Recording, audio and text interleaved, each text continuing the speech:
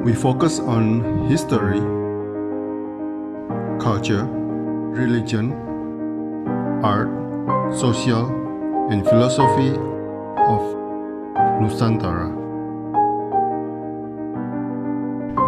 Here, in the presence of Nusantara, we were made to be forgotten about the goodness of ourselves. Because negativity seems to be more interesting for us. Now, I'm Sutoyo Raharto and friends assist you to remind you, to awaken you that we still can find the gems of Nusantara. They are the great sights of Nusantara.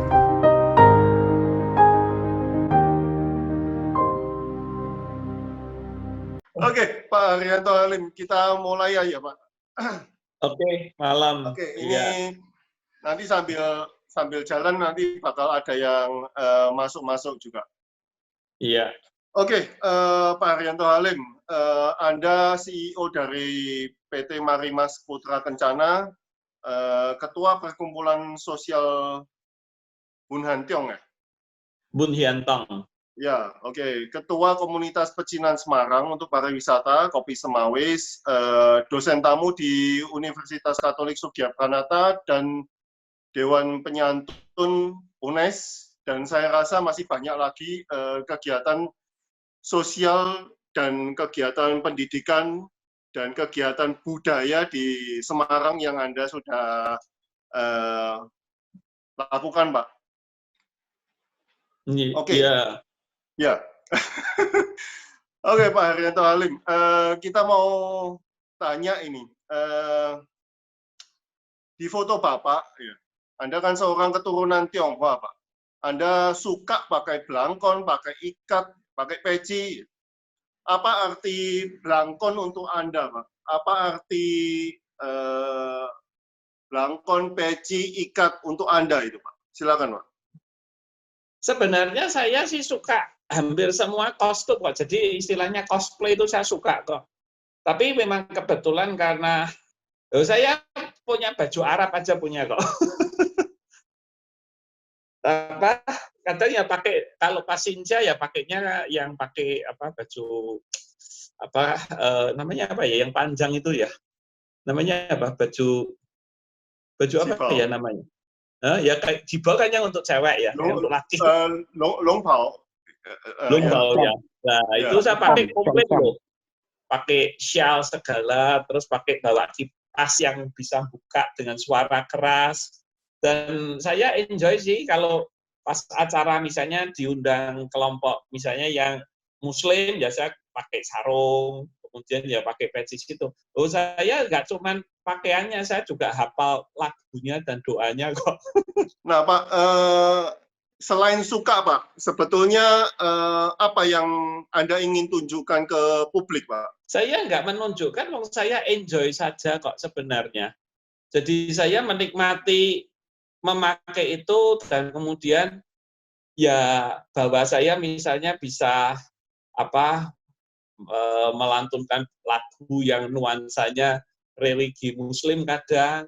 Buat saya saya enjoy, jadi menikmati ya kayak saya dengar konsernya Didi Kempot, saya juga enjoy, saya bisa ikut joget gitu aja. Bukannya saya ingin menunjukkan, tapi I enjoy, saya menikmati prosesnya. Dan dalam menikmati proses itu saya juga melihat sendiri, yang melihat saya mereka juga enjoy melihat saya. Jadi kita saling mengisi sebenarnya. Bukan untuk menunjukkan apa-apa, tapi saya kalaupun menunjukkan, saya bilang sebenarnya mungkin message-nya adalah ritual itu jangan sampai atau apa ya, simbol-simbol agama maupun sosial etnis itu jangan sampai menjadi simbol yang membatasi, malahan bahwa saya bisa memakai apapun sebenarnya nggak ada masalah. Mungkin kalaupun message itu yang pengen saya kirimkan bahwa simbol itu jangan sampai jadi dinding pemisah sebenarnya. Wow, simbol jangan menjadi dinding pemisah.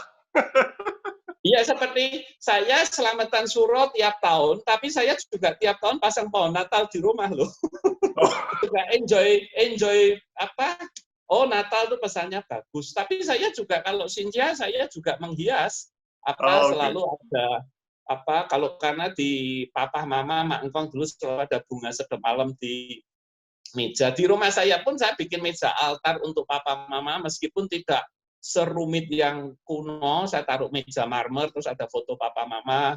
Saya bisa setiap saat berdoa. Jadi buat saya itu simbol-simbol saja sih. Harusnya malah merekatkan, jangan sampai menjadi tembok gitu aja. Pak Halim, lagu apa yang favorit Pak? Bisa didendangkan sebentar Pak. Apa?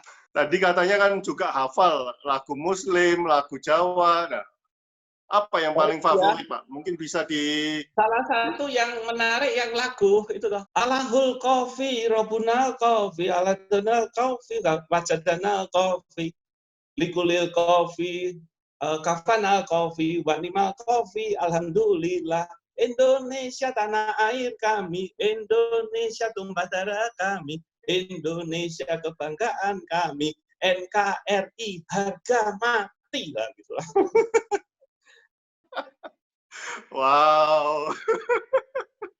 Ya kayak gitulah. Artinya saya ya doa bapak kami itu kan saya hafal. Oke, kita sering bahas agama di KTP. Itu teman-teman itu pada ngomong ngapain ditulis juga. Iya, sebenarnya memang kalau saya setuju sebenarnya nggak perlu ditulis kok. Yang penting adalah prakteknya sih, timbang tulisan administratifnya semacam itu. Oke Pak, Bapak seorang pengusaha. Awalnya bagaimana Pak bisa aktif di berbagai kegiatan budaya sampai down to earth Pak? Khususnya di Semarang itu. Kalau saya juga lupa ya. Tapi sejak saya kembali dari Amerika, jadi saya 85 sampai 90 menuntut ilmu di Amerika.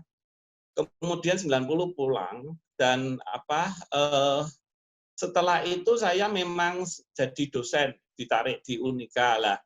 Mungkin itu juga mulai membuka jaringan pergaulan yang berbeda sekali karena di Unikanya itu kan sekolah Katolik, Universitas Katolik. Jadi tapi Katolik itu kan juga mereka sangat egaliter sekali.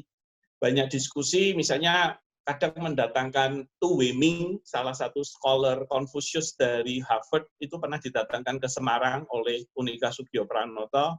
Dan saya menikmati diskusi-diskusi semacam itu, bagaimana Konfusius di luar sana sudah diterjemahkan dengan sangat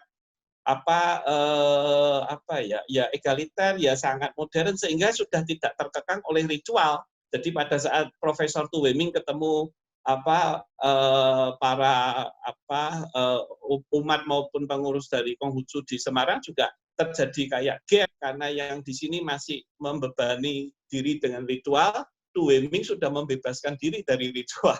Nah, kemudian peristiwa 98 itu juga membuka juga akhirnya bahwa soal ketionghoaan, soal etnis ini akan selalu ada, tapi bagaimana kita juga nantinya harus bersikap.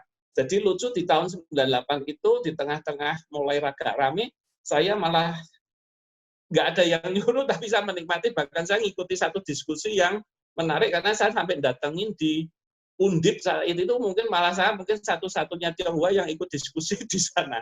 Jadi nggak tahu itu bisa pengen ikut mendengarkan, pengen ikut terlibat saat itu. Jadi mungkin dorongan saja ya, mungkin ya kemudian mulai terlibat itu.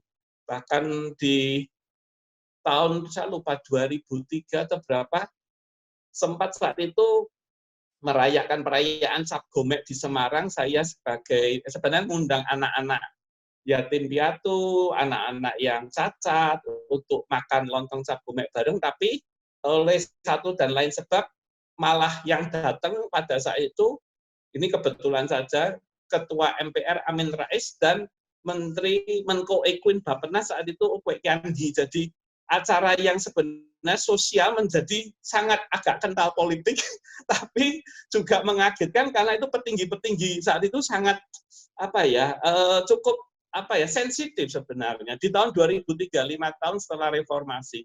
Dan saya waktu itu masih muda waktu itu ya, saya masih muda, 17 tahun yang lalu, nekat, ya saya berani terima. Saat itu nggak ada yang berani terima pejabat-pejabat untuk acara. Saya berani terima karena saya bilang acara saya sosial untuk anak anak yatim, anak cacat, anak panti asuhan. Jadi saya santai saja.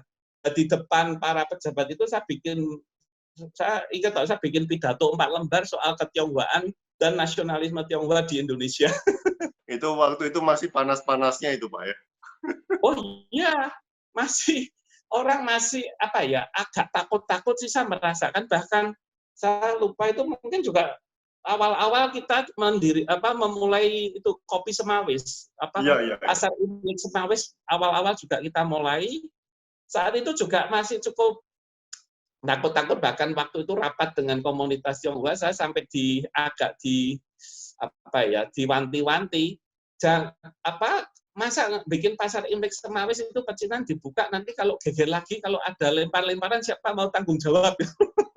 Lah saya waktu itu mikirnya begini, kalau Tionghoa tidak mulai membuka diri, nggak ada yang kenal.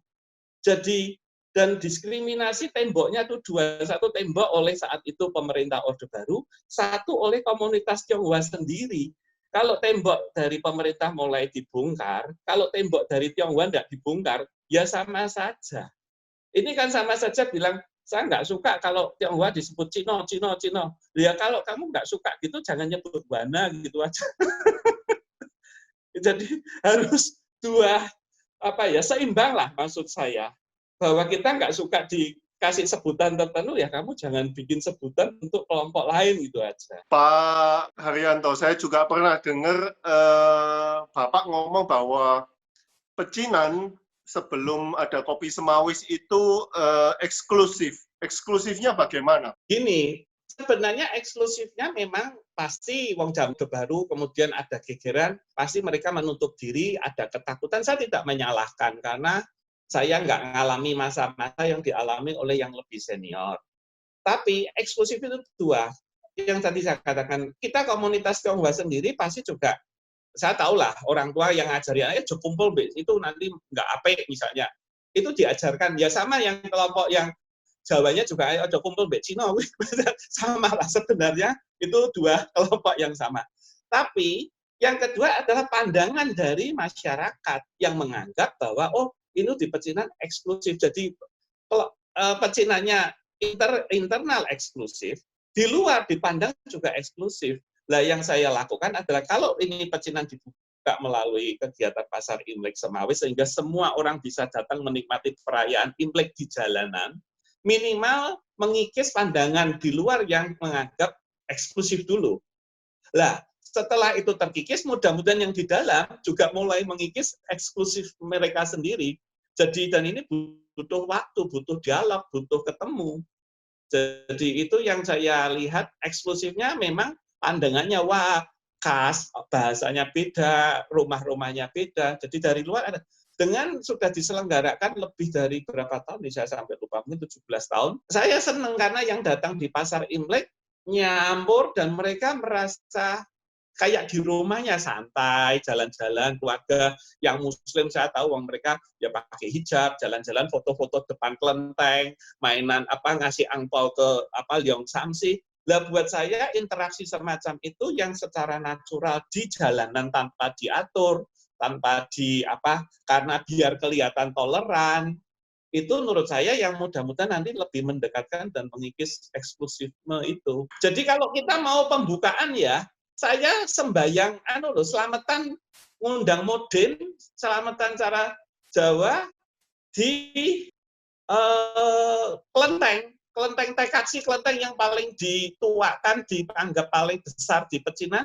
Saya minta izin pengurus kelentengnya, kita ini di tanah Jawa harus keselamatan, setelah itu harus saya sembahyang di kelenteng.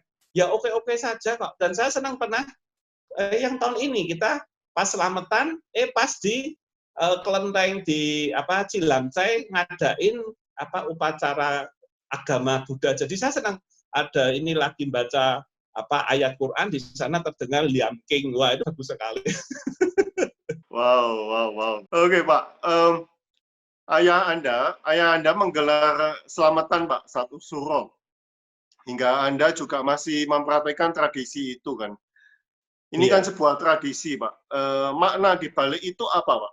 bagi Anda sebagai Ya, saya seorang kalau maknanya kan itu orang Jawa memang selalu untuk suro ya, untuk mendapatkan keselamatan, berkah.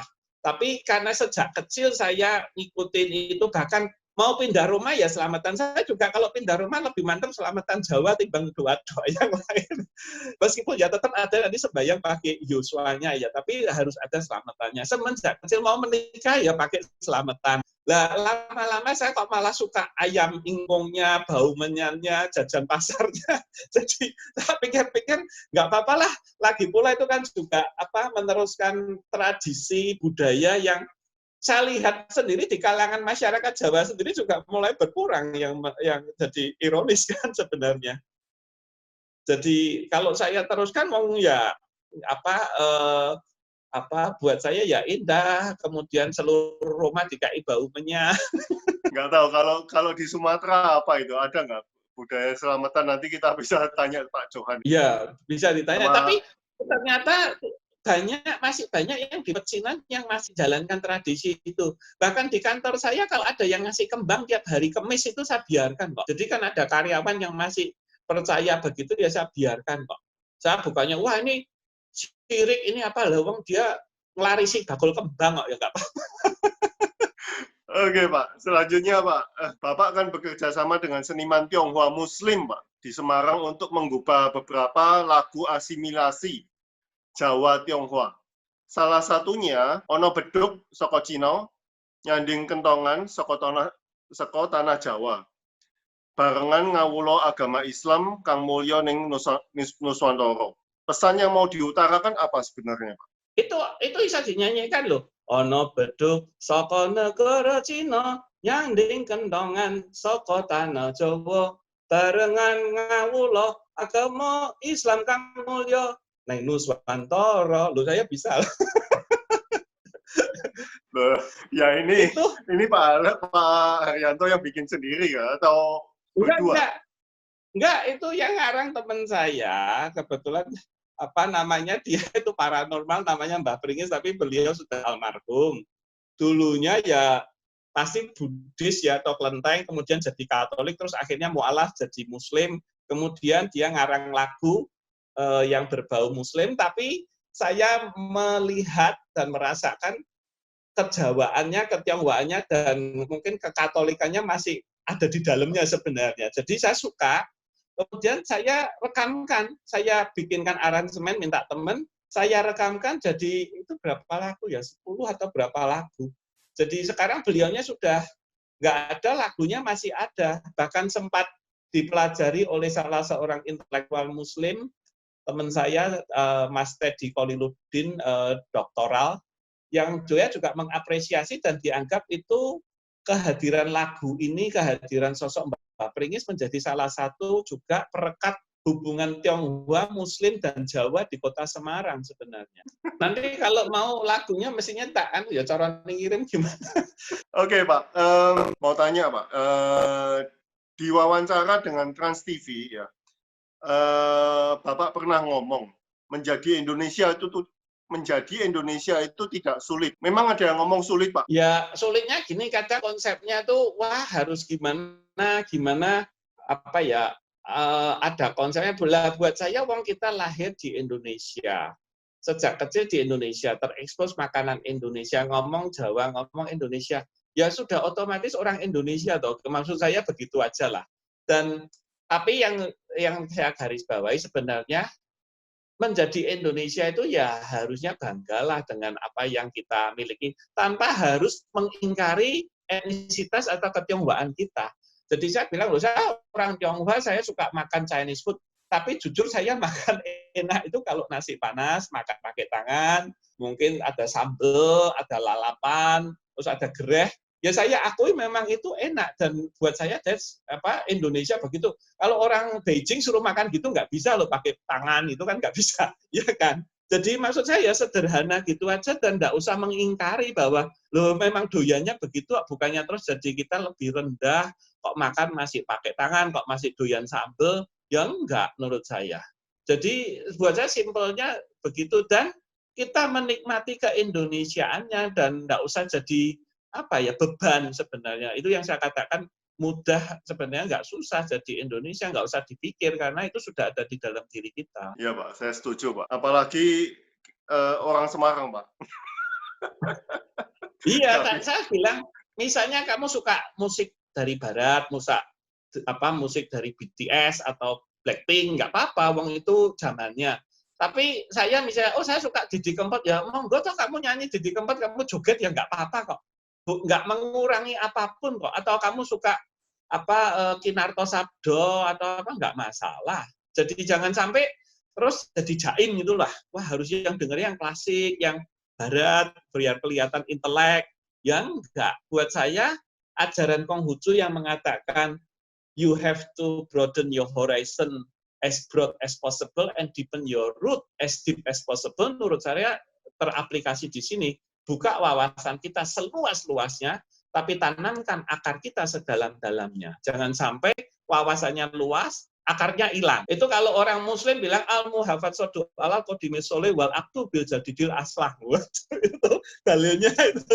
Jadi selalu ambillah hal-hal baru yang baik, tapi kamu harus tetap pegang teguh hal-hal lama yang juga baik. Jadi yang lama itu jangan dibuang. Jadi saya kadang menemukan paralel antara ini Muslim dengan ajaran Konghucu aja ada paralelnya. Beliau kita kan juga akhirnya meletakkan sincinya Gus Dur, papan arwah Gus Dur di meja altar Mbun Hyantong. Jadi di Mbun Hyantong itu meja altarnya semua leluhur dan pengurus dan ketua perkumpulan, tapi tahun 2000 berapa ya, 16 atau kapan ya, kita meletakkan papan arwah Kiai Haji Abdurrahman Wahid. Jadi satu-satunya papan arwah yang paling besar, paling indah ada di tengah, itu Kiai Haji Abdurrahman Wahid. Karena beliau adalah, kita beri gelar Inwa Cekfu Furokpos, Bapak Tionghoa Indonesia yang mendukung kaum minoritas. Wow. Itu yang nyerahkan papan arwahnya Bu Sinta Nuriyah datang sendiri sama anaknya Mbak Inayah loh ke Mbun Hyantong. Wow.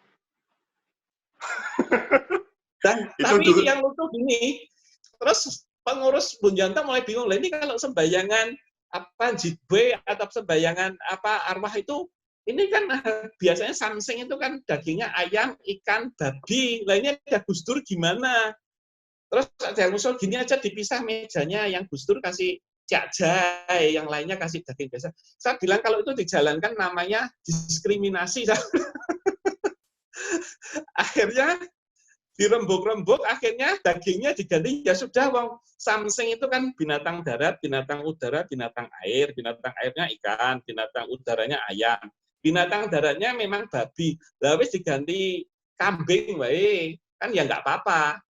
Kalau sapi memang karena mungkin yang dulu-dulu pengurusnya ada yang Buddhis, ya sudah kambing paling netral. Jadi ya tetap samsingnya jalan, tapi sekarang dagingnya kambing. Jadi sekarang di Mbun Hyantong sejak ada sincinya Gus Dur, samsingnya daging kambing.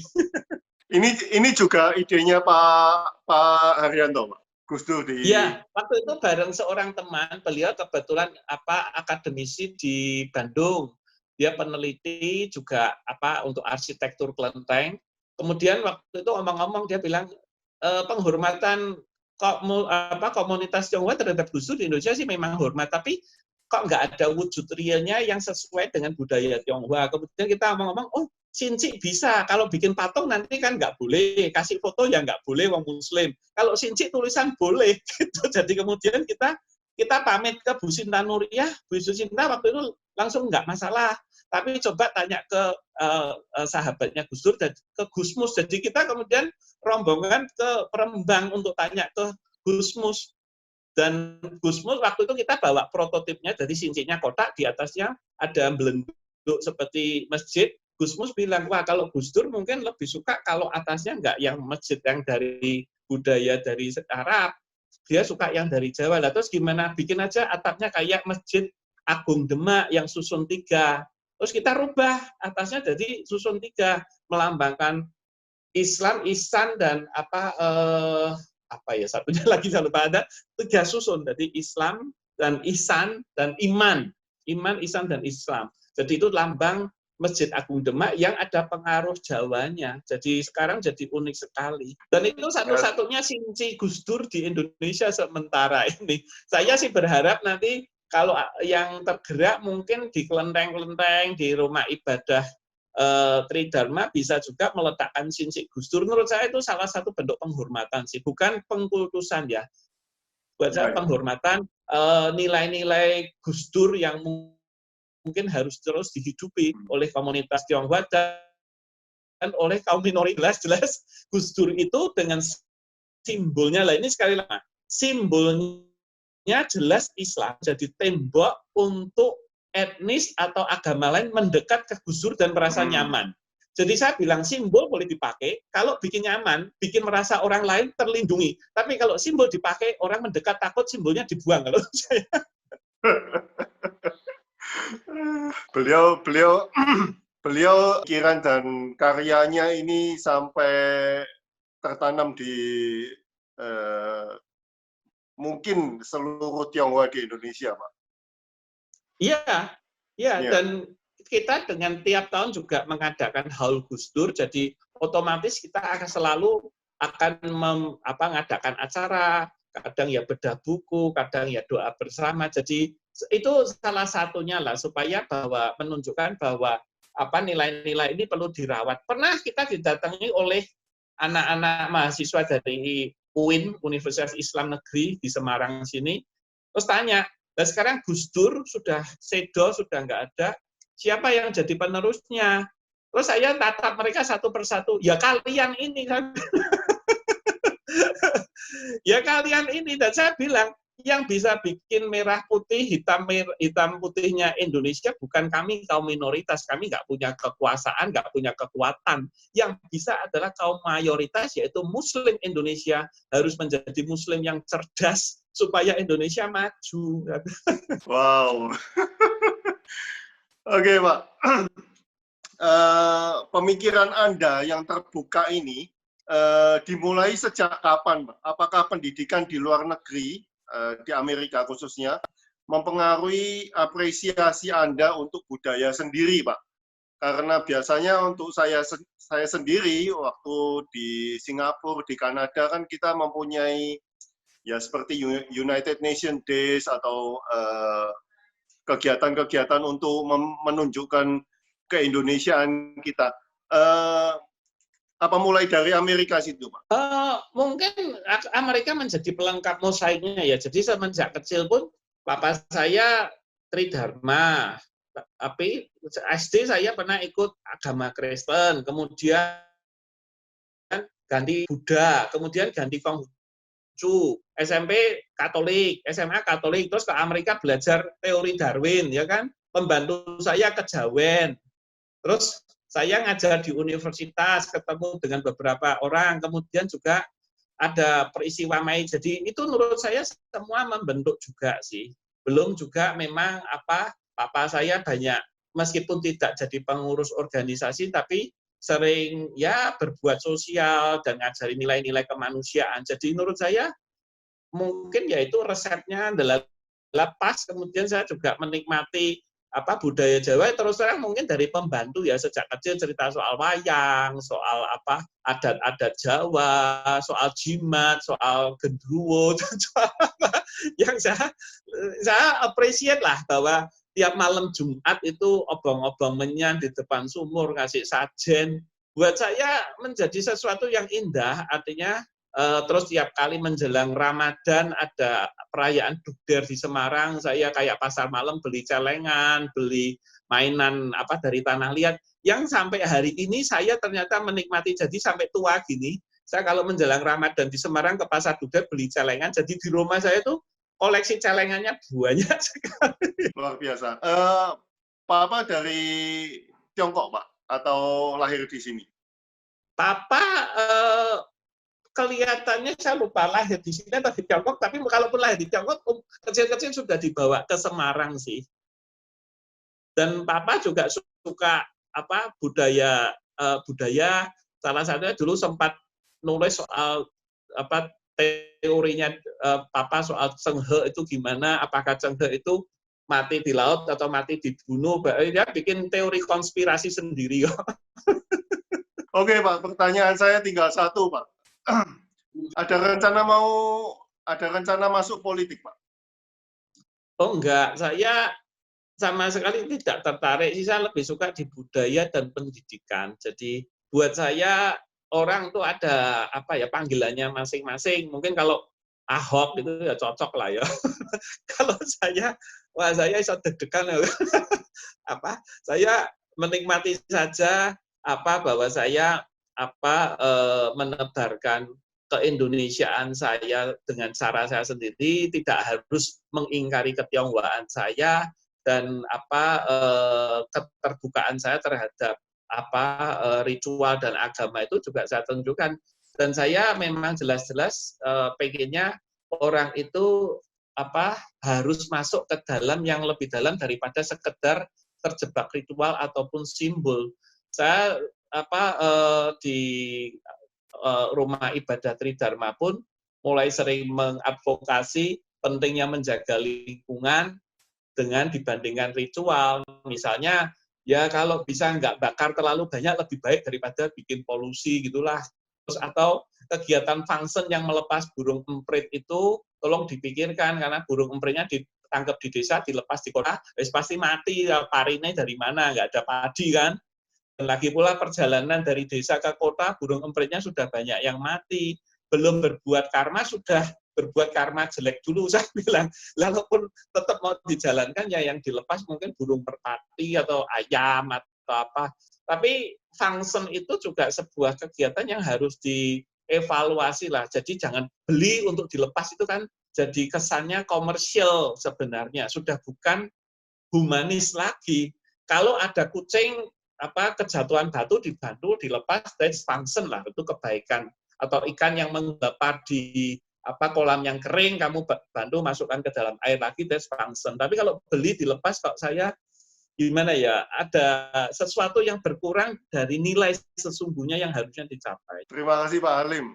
Terima kasih Pak Haryanto. Oke Pak Haryanto, ini ada pertanyaan dari Pak Johan. Pak Haryanto, ada apa harapan untuk Indonesia yang akan datang, Pak? Wow, ini besar sekali ini pertanyaannya. Iya, jadi negara kaya kayak Singapura ya bagus. Tapi gini, sebenarnya kan apa Indonesia akan memang mengalami masa-masa seperti Jepang dan Tiongkok, yaitu apa mukjizat apa kependudukan, yaitu jumlah usia produktif akan sangat besar sekali. Ya saya harapkan sebenarnya kecerdasan dalam berinteraksi, terutama kecerdasan dalam beragama, itu akan menentukan stabilitas nantinya. Kalau melihat yang sekarang ini terjadi, memang saya juga kurang kurang happy lah istilahnya, bahwa agama dipakai sebagai alat untuk memperoleh kekuasaan. Jadi cara primordial. Tapi saya mau nggak happy gimana Trump yang negara Amerika semaju itu juga pakai cara yang sama, agama dan etnis, white supremacy dipakai untuk menggalang kekuatan. Jadi ternyata memang apa ya, nggak gampang lah kalau kita mau berharap yang terbaik. Tapi saya berharap apa yang masing-masing diri kita bisa mendidik lingkungan kita, apa baik di sekitar rumah, di sekitar tempat kerja, di tempat pergaulan, bagaimana kita bisa menanamkan benih-benih keterbukaan dan kedewasaan beragama. Menurut saya mungkin nggak di zaman pun sampai kita satu generasi belum tentu selesai, tapi apa yang kita tanamkan juga tidak mungkin hilang begitu saja. Jadi harapannya Indonesia mudah-mudahan akan mencapai yaitu mukjizat demografi tadi, tapi dengan stabilitas yang lebih baik lah. Sebab kalau lihat apa yang terjadi dengan pemilihan gubernur yang lalu, pemilihan presiden yang lalu, ya jadi wah ini kok mundur ya, malahan yang dibawa isu-isu yang menurut saya sudah zaman batu itu masih dipakai dan disukai susahnya gitu. Jadi kalau saya ya itu memang betul sih, yang penting memberikan keteladanan. Jadi saya kalau di kantor pun juga sama, keterbukaan dan bagaimana sebaiknya tidak terkekang oleh ritual dan simbol tadi. Jadi di kantor saya kalau perayaan Natal diiringi kasidahan itu ya lumrah. Jadi saya seringkali ya ditanya, loh lah kamu agamanya apa gini? Saya itu tersesat di jalan yang benar itu aja. Bagi saya ya itu tadi, simbol bahkan ya formalitas ritual itu sudah nggak terlalu penting lah. Jujur kalau saya ditanya aja gini, saya kalau berdoa sekarang ya di kelenteng, karena saya ya terbiasa paling nyaman sih di kelenteng sih, tapi kadang diajak saudara saya yang Nasrani pun ke gereja saya nggak masalah. Tapi kalau di kelenteng saya berdoa itu sekarang kalau pakai pun saya nggak ngomong apa-apa loh, cuman papai saya tancapkan. Terus teman saya tanya, "Loh kamu nggak ngomong apa-apa?" "Enggak." "Loh kenapa?" "Lah saya yakin Tuhan Maha tahu."